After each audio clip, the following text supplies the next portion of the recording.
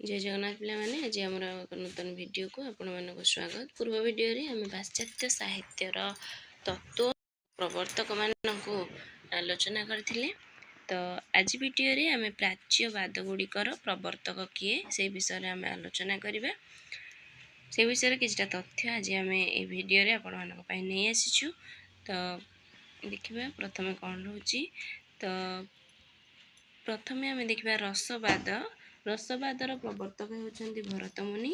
तांको ग्रंथर नाम होउछि पिले माने नाट्यशास्त्र, जेउथिरे कि से प्राच्यवाद गुडी को समस्त वाद गुडी को टिके टिके वर्णना करथिले बा स्थान देथिले, आलोचना करथिले, किंतु रसवाद उपरे विशेष भावरे गुरुत्व देथिले।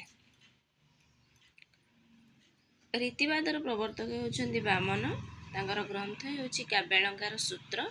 एही ग्रंथरे से रीति को काव्यर आत्मा बोली कहिथिले पिले माने। तो अलंकारवादर प्रवर्तक होउछन्ति भामह। तांको ग्रंथर नाम होउछि काव्यालंकार, जो ग्रंथटी रहिथिले। तो एही ग्रंथरे से अलंकार संपर्क रे विस्तृत आलोचना करथिले। अलंकार को दुई भाग रे विभक्त करथिले, शब्दालंकार और अर्थालंकार।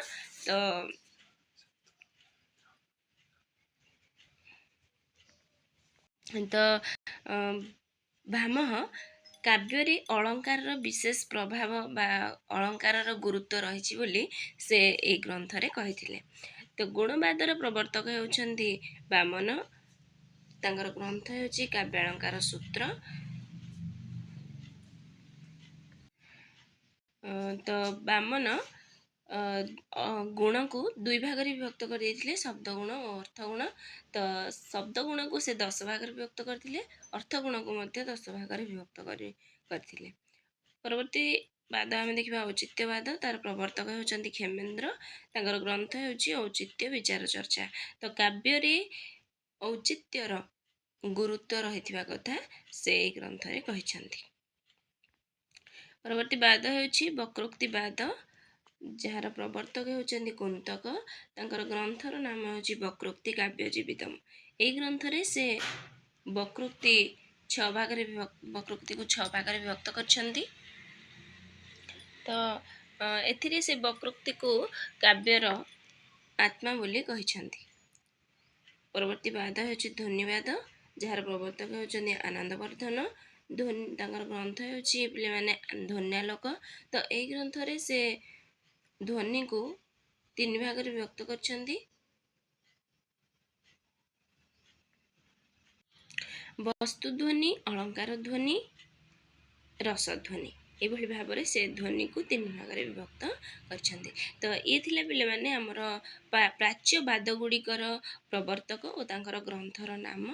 तो प्राय समय रे हमर ए विषय रे प्रश्न आसी थाए। तो क स्तंभ ख स्तंभ रे विशेष भाव रे प्रश्न गुडी आसी थाए कि केउ वादर प्रवर्तक, केउ ग्रंथर स्रष्टा। तो आशा करे ए वीडियोटी आपण मानक पई निश्चित भाव रे उपादेय हबो। तो आज वीडियो रे एतिके आमे आलोचना करिबा। तो परवर्ती समय रे आउ हमर जो विभाग रहिछि बा पाठ्यसूची आमे प्रदान करथिलु से ऊपरे से ऊपर कौन सी गोटे वीडियो आपण मानक पई परवर्ती समय रे नै आसीबो। तो धन्यवाद पिले माने ए परि नूतन वीडियो पाइबा पई हम चैनल को सब्सक्राइब कर दियंतु, हम सहित जोड़ी होई रहितांतु, सांग साथी मानक सहित मध्य शेयर कर दियंतु। ता सहित आपण माने कमेंट माध्यम रे आपण मानकर फीडबैक दे पारिबे। तो रहिली पिने माने धन्यवाद।